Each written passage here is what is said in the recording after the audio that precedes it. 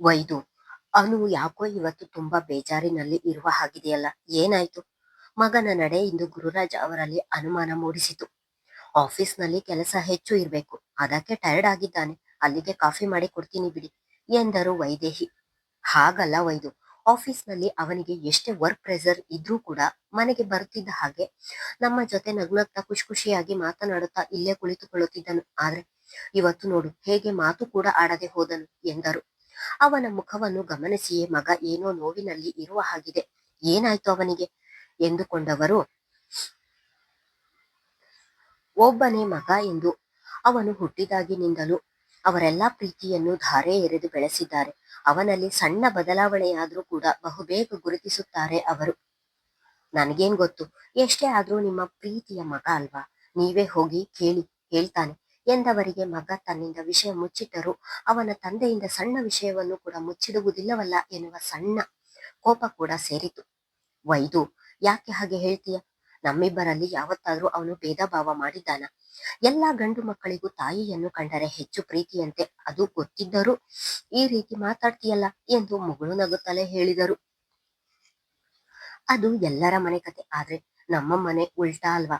ಈ ಮನೆಯಲ್ಲಿ ನೀವಿಬ್ರು ಒಂದು, ನಾನೇ ಬೇರೆ. ಇನ್ನು ನಮ್ಮ ಮನೆಗೆ ಬರುವ ಸೊಸೆಯಂತೂ ನಿಮ್ಮ ಪಾರ್ಟಿ ಸೇರಿ ಬಿಟ್ಟರೆ ನನ್ನ ಕತೆ ಗೋವಿಂದ ಎಂದು ಅವರು ಕೂಡ ನಕ್ಕು ಹೇಳಿ, ನಿಮ್ಮ ಜೊತೆ ಕುಳಿತು ಮಾತನಾಡುತ್ತಿದ್ದರೆ ನಾನು ಪಾರ್ಕಿಗೆ ಹೋಗಲು ಆಗೋದಿಲ್ಲ ಪಾಪ.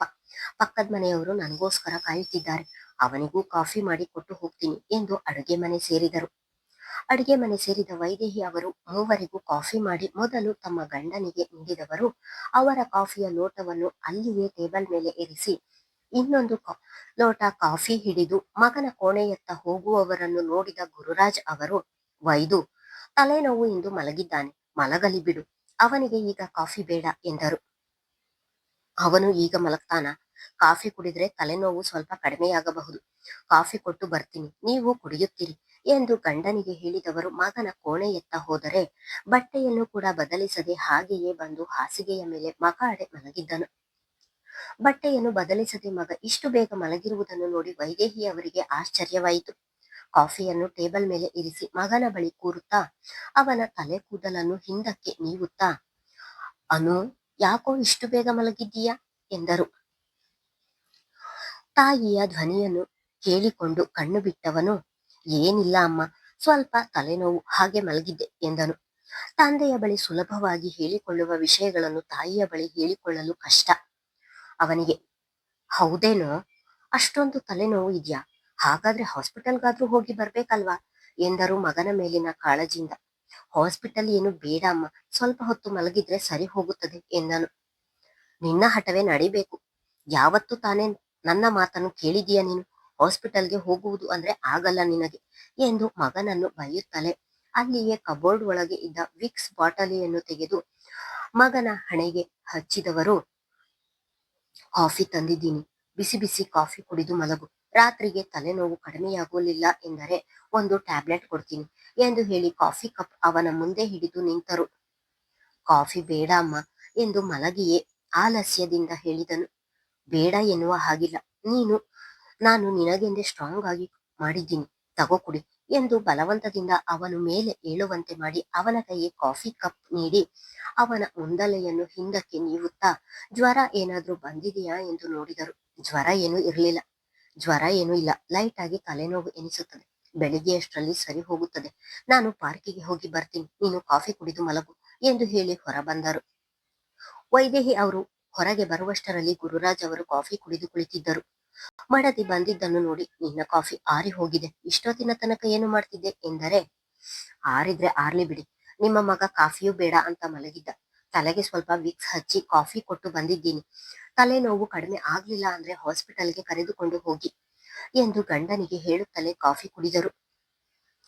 ಅವನೆಲ್ಲಿ ಹಾಸ್ಪಿಟಲ್ಗೆ ಬರ್ತಾನೆ, ರಾತ್ರಿ ಒಂದು ಟ್ಯಾಬ್ಲೆಟ್ ಕೊಡೋಣ ಬಿಡು ಎಂದರೆ, ಸರಿ, ನಾನು ಪಾರ್ಕಿಗೆ ಹೋಗಿ ಬರ್ತೀನಿ ಎಂದು ಹೇಳಿದವರು ಕಾಫಿ ಕಪ್ ಅಡಿಗೆ ಮನೆಗೆ ಇರಿಸಿ ಹೊರ ನಡೆದರು.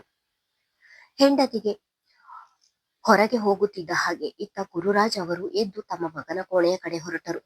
ಅವನಿಗೆ ಎಷ್ಟೇ ಕೆಲಸ ಇದ್ದರೂ ಎಂದಿಗೂ ಇಷ್ಟು ಬೇಸರವಾಗಿ ಇರುವುದಿಲ್ಲ ಎಂದು ಚೆನ್ನಾಗಿ ಅರಿತಿದ್ದವರು ಮಗನ ಬೇಸರಕ್ಕೆ ಕಾರಣ ತಿಳಿಯುವ ಸಲುವಾಗಿ ಅವನ ಕೋಣೆಗೆ ಹೋಗಿದ್ದರು. ತನ್ನ ತಾಯಿ ಕೊಟ್ಟಂತಹ ಕಾಫಿಯನ್ನು ಕುಡಿದು ಕಾಫಿ ಕಪ್ ಅಲ್ಲಿಯೇ ಟೇಬಲ್ ಮೇಲೆ ಇರಿಸಿ ಮೊಣಕೈಯನ್ನು ತನ್ನ ಎರಡು ತೊಡೆಗಳ ಮೇಲೆ ಇರಿಸಿ ಎರಡೂ ಕೈಯಲ್ಲಿ ಮುಖ ಮುಚ್ಚಿ ಕುಳಿತಿದ್ದನು. ಬಾಗಿಲಿನಲ್ಲಿಯೇ ನಿಂತು ಮಗನ ಸ್ಥಿತಿಯನ್ನು ಗಮನಿಸಿದವರು ಒಳಬರುತ್ತಲೇ ಅನು ಎಂದು ಹೇಳುತ್ತಾ ಬಂದಿದ್ದರು. ತಂದೆಯ ಧ್ವನಿಯನ್ನು ಕೇಳಿ ತಕ್ಷಣ ಸರಿಯಾಗಿ ಕುಳಿತು ಏನಪ್ಪ ಎಂದನು.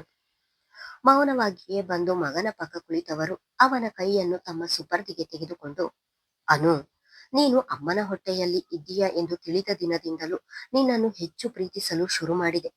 ನಿಮ್ಮಮ್ಮ ಅವಳಿಗೆ ಗಂಡು ಮಗು ಬೇಕು ಎಂದು ಹೇಳಿದರೆ ನಾನು ಇಲ್ಲ, ನಮಗೆ ಹೆಣ್ಣು ಮಗುವೇ ಆಗುವುದು, ನನಗೆ ಹೆಣ್ಣು ಮಗುವೇ ಬೇಕು ಎಂದು ಹೇಳುತ್ತಿದ್ದೆ. ನೀನು ಹುಟ್ಟುವ ದಿನದವರೆಗೂ ನಮ್ಮಿಬ್ಬರ ವಾದ ಪ್ರತಿದಿನ ಮುಂದುವರಿಯುತ್ತಲೇ ಇತ್ತು.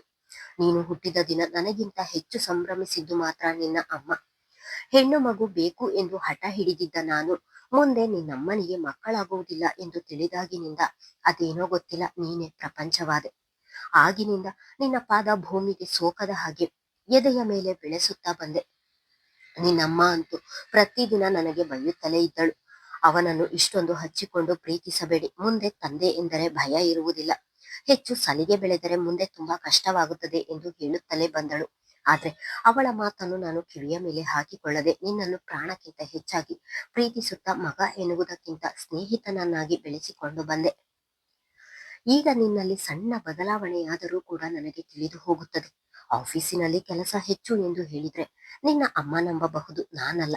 ನಿನ್ನ ಕಣ್ಣನ್ನು ನೋಡಿದ್ರೆ ಸಾಕು ಬೇರೆ ಕಥೆಯನ್ನು ಹೇಳುತ್ತಿದೆ. ವಿಷಯ ಹೇಳಲೇಬೇಕು ಎಂದು ನಾನೆಂದಿಗೂ ನಿನ್ನನ್ನು ಬಲವಂತ ಮಾಡುವುದಿಲ್ಲ, ಇಷ್ಟ ಇದ್ರೆ ಹೇಳು ಎಂದು ಮಗನನ್ನು ನೋಡಿಕೊಂಡೇ ಹೇಳಿದರು. ತಂದೆಯ ಮಾತು ಕೇಳುತ್ತಿದ್ದ ಹಾಗೆ ಇಷ್ಟರವರೆಗೂ ಕಣ್ಣಿನ ಒಳಗೆ ಅಡಗಿ ಕಂಬನಿ ಜಾರಿದವು. ಮಗನ ಕಣ್ಣೀರನ್ನು ನೋಡಿ ಆಶ್ಚರ್ಯವಾದವರು ಅವನ ಕೈ ಬಿಟ್ಟು, ಅನು, ಯಾಕೆ ಅಳ್ತಾ ಇದೀಯಾ, ಏನಾಯ್ತು ಎಂದು ಆತಂಕದಲ್ಲಿಯೇ ಕೇಳಿದರು. ಮಗನನ್ನು ಹಿಂದೆಂದೂ ಈ ರೀತಿ ನೋಡಿಲ್ಲ ಅವರು. ಅಪ್ಪ ಸಾಕ್ಷಿ ಎಂದವನು ಅಲ್ಲಿಗೆ ಮಾತು ನಿಲ್ಲಿಸಿದನು.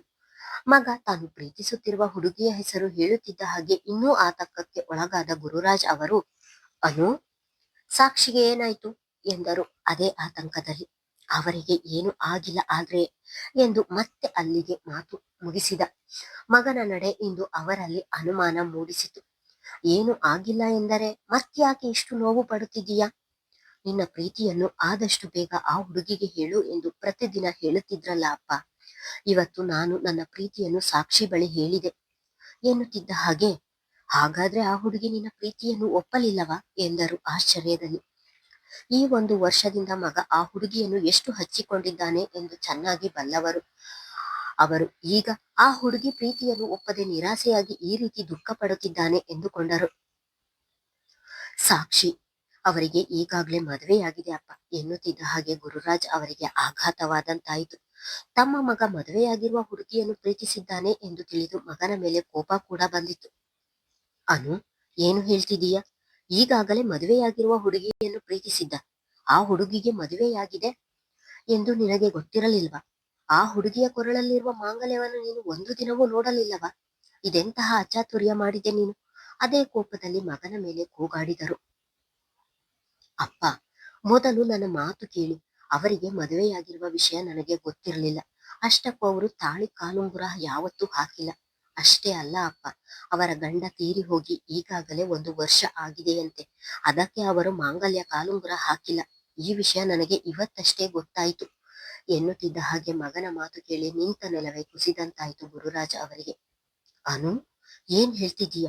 ಹಾಗಾದ್ರೆ ನೀನು ಇಷ್ಟು ದಿನ ಪ್ರೀತಿಸಿದ್ದು ಒಬ್ಬ ವಿಧವೆಯನ್ನ ಎಂದು ಹೇಳಿದವರು, ಓ ಗಾಡ್, ಎಂತಹ ತಪ್ಪು ಮಾಡಿದೀಯ ನೀನು ಎಂದರೆ ತಂದೆ ಮಾತಿಗೆ ಮೌನವಾದನು. ಮಗನ ಮೌನವನ್ನು ನೋಡಿದವರು, ಹೋಗ್ಲಿ ಬಿಡು ಅನ್ನು, ಕೆಲವೊಮ್ಮೆ ನಮ್ಮ ಅರಿವಿಗೆ ಬಾರದೆ ಈ ರೀತಿಯ ಅಚಾತುರ್ಯ ಆಗುತ್ತದೆ. ಸದ್ಯ ಈಗ್ಲಾದ್ರೂ ಸತ್ಯ ತಿಳಿಯಿತಲ್ಲ, ಬಿಡು. ಇಷ್ಟು ದಿನ ಆ ಹುಡುಗಿಯನ್ನು ಪ್ರೀತಿಸುತ್ತಿದ್ದೆ ಎನ್ನುವ ಕಾರಣಕ್ಕೆ ಮದುವೆಯನ್ನು ಮುಂದೂಡುತ್ತಲೇ ಬಂದೆ. ಇನ್ನು ಮುಂದೆ ಹಾಗಾಗುವುದು ಬೇಡ. ನಾನೇ ಬ್ರೋಕರ್ಗೆ ಹೇಳಿ ಒಂದು ಹುಡುಗಿ ಹುಡುಕಿಸುತ್ತೇನೆ.